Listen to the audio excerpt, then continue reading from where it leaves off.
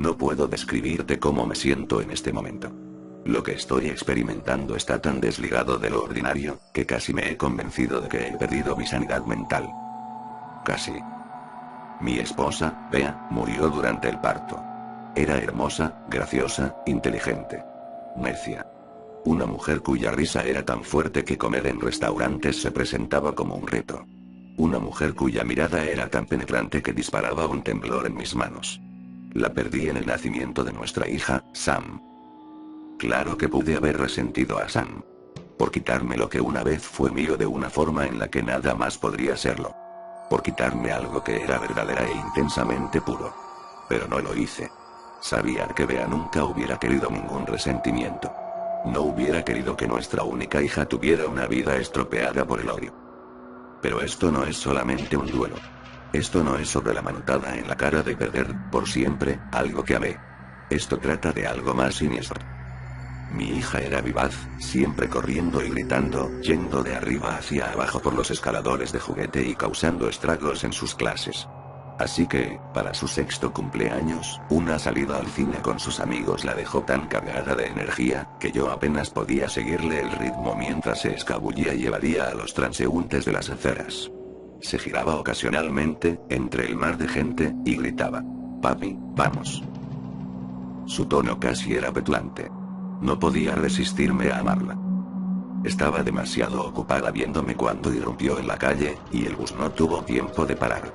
Un crujido enfermizo, y el mundo entero se descaminó hacia el silencio. Acuné su forma rota en mis brazos, muy entumecido como para llorar, muy adolorido como para moverme. Lo único que podía sentir era el tibio líquido carmín impregnándose lentamente en mi ropa. Bajo el estado de shock en el que me encontraba, solo podía pensar en cómo haría para lavar mis pantalones. Suena repelente, lo sé. Pero una pérdida como esa arranca todo lo que te constituye y te deja con nada más que los procesos mentales y reflexivos que nos hacen humanos. La semana siguiente es un borrón. No puedo emparejar una sola memoria con una fecha, en medio de amigos y familiares extendiendo sus condolencias, y mis ahoggadores quejidos que podían explotar en cualquier momento. Atendí a su funeral y los eventos adquirieron su propio curso, mientras que yo había adoptado el papel de un moribundo que permanece a flote en el agua. Todos me querían decir cosas de Sam y de lo perfecta que era, de lo angelical que era. Como si no lo supiera ya. Como si no me diera cuenta del regalo que mi hija fue. Un hombre destacó del resto a medida que caminó hacia mí y me entregó un libro grande de cuero.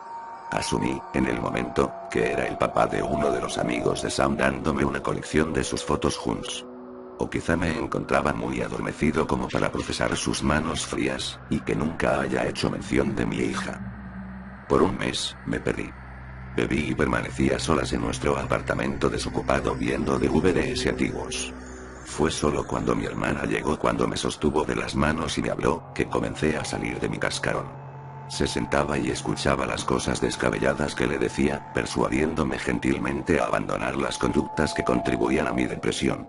Funcionó lo suficiente como para que empezara a vivir de nuevo lo que casi era una vida real. Fue por ese tiempo que abrí el libro. Había decidido que recordaría toda la alegría que Sam me había dado, y me había planteado rumiar sobre su vida sin sentirme miserable. Abrí la primera página. Era, esencialmente, una carpeta llena de fotografías Polaroid de mi hija creciendo. Fruncí el ceño. No eran del todo nítidas y habían sido tomadas desde la distancia, estando yo en algunas de ellas.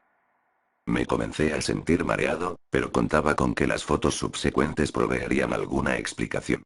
Me inventé excusa tras excusa de cómo el sujeto había podido obtener estas fotografías, desesperado por presenciar momentos en la vida de mi hija sin tener que trepidar. Las fotografías se acercaban hasta su sexto cumpleaños. Pude ver el día en el que le di su pequeña bicicleta luego de que cumplió 5, y las rodillas raspadas que eso causó. El libro tenía tantas páginas, así que supuse que el resto estaría vacío. Había una foto de Sam justo antes del cine en su sexto cumpleaños. Pude reconocer mis manos en sus hombros y el impermeable rosa que ella insistió en usar. No mostró ninguna fotografía del accidente. En su lugar, su vida continuó dentro del libro. Había una foto de nosotros en un jardín. Los dos estábamos cubiertos de pintura y había un lienzo inmenso en el suelo con un dibujo extremadamente desordenado. Su séptimo cumpleaños. Su séptimo cumpleaños.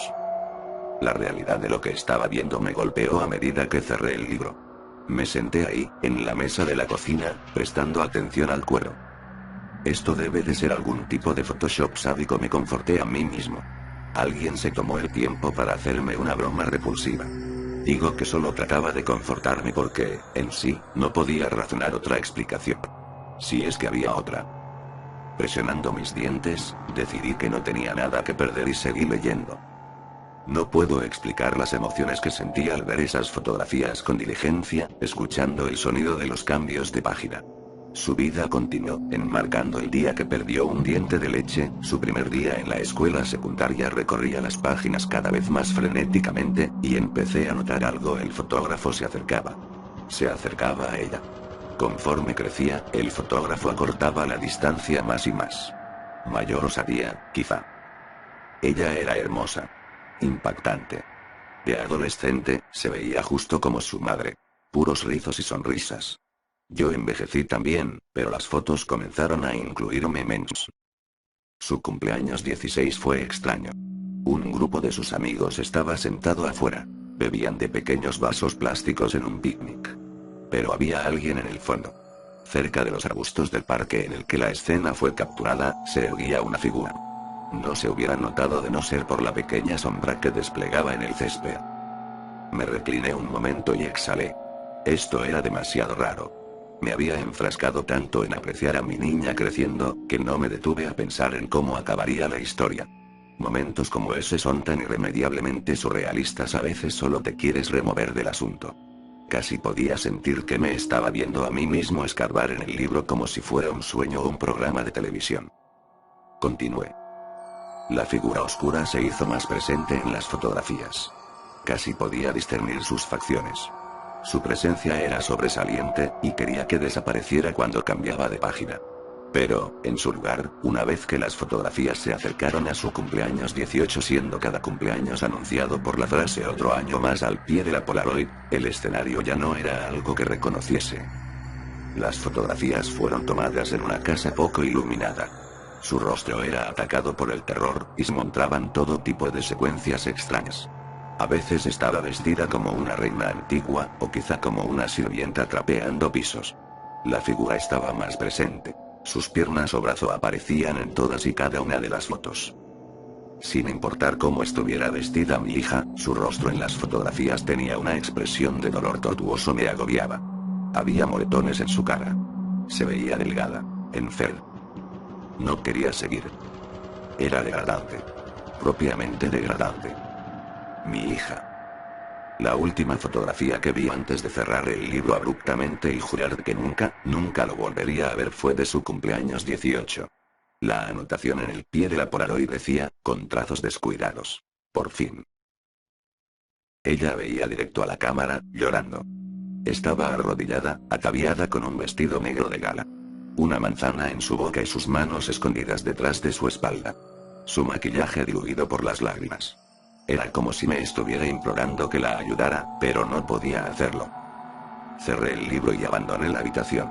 Mi cuerpo entero convulsionaba al ritmo de mis sollozos. No podía llamar a la policía. Ella estaba muerta. Lo que me mantiene despierto por las noches no es el contenido de lo que vi. Es que aún sobrarán tantas páginas.